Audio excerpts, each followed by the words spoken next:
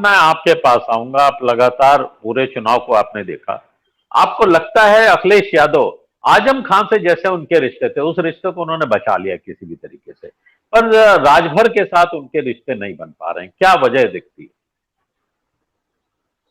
देखिए, अगर हम लोग थोड़ा रविकांत जी।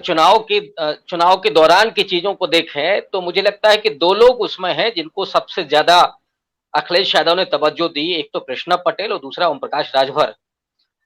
बहुत सारी यात्राओं में ओम प्रकाश राजभर को वो अपने साथ लेकर के गए, एज ए गार्जियन की तरह कभी कभी वो दिखते थे। जैसे कृष्णा पटेल को वो सेंट्रल चेयर पर बिठाते थे, वो तस्वीरें आती थी और उससे ये लग रहा था कि निश्चित तौर पर ये जो गठबंधन बना है ये बहुत कामयाब हो सकता है, क्योंकि इसकी जो सोशल इंजीनियरिंग है उसमें खास करके पिछड़ी जातियों में जो बड़ी जातियां हैं और उसके साथ साथ अति पिछड़ी जातियां, इसमें ओम प्रकाश राजभर जिनका नेतृत्व कर रहे थे, वो अगर एकजुट हो जाएंगे तो परिणाम कुछ दूसरा होगा।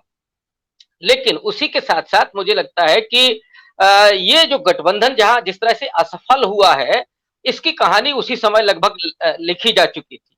देखिए, कोई भी गठबंधन दो वजह से एकजुट रह सकता है। एक तो ये है कि वो सत्ता में आ जाए। अगर अखिलेश यादव सत्ता में आ गए होते तो ऑब्वियस है ना शिवपाल यादव कहीं जा रहे होते और ना ओम प्रकाश राजभर कहीं जा रहे होते।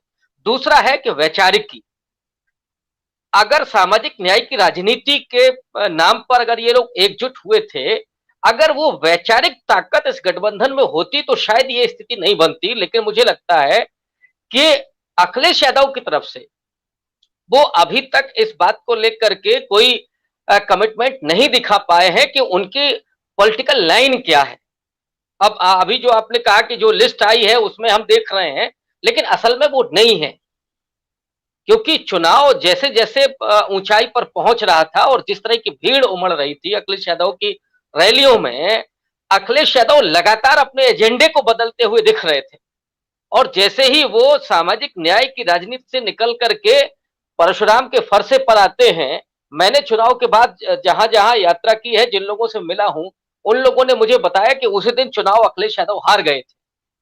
मैं ऐसे लोगों की बात कर रहा हूं जो बौद्धिक तबके के हैं, वो जन सामान्य की बात मैं नहीं कर रहा हूं। दूसरा, अखिलेश यादव जिस तरह से संवादहीनता रखते हैं, वो उस समय भी अपने कार्यकर्ताओं को उस तरह से बात नहीं कर रहे थे, अपने नेताओं से उस तरह से बात नहीं कर रहे थे। शिवपाल यादव की जो नाराजगी थी वो यही तो थी।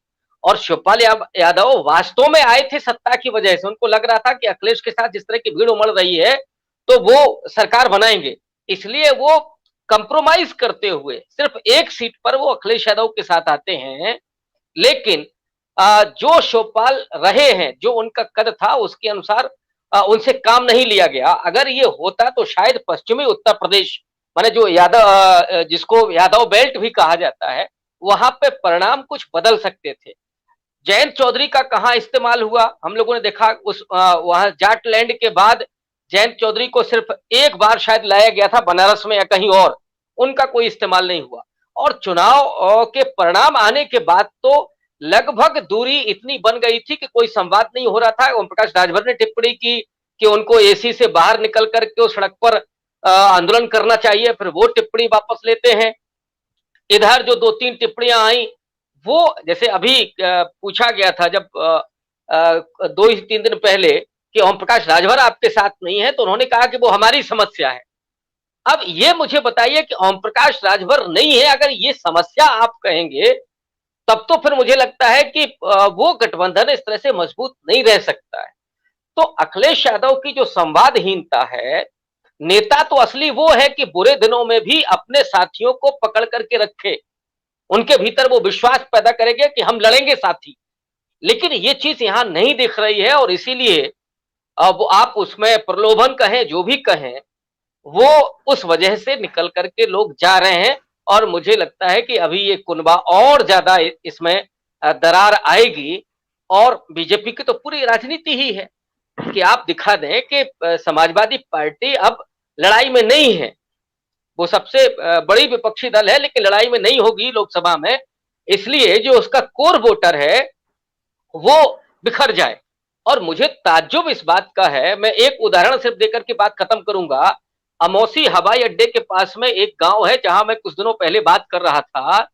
वहां पर दो जातियां हैं, एक यादव है और दूसरा पासी है।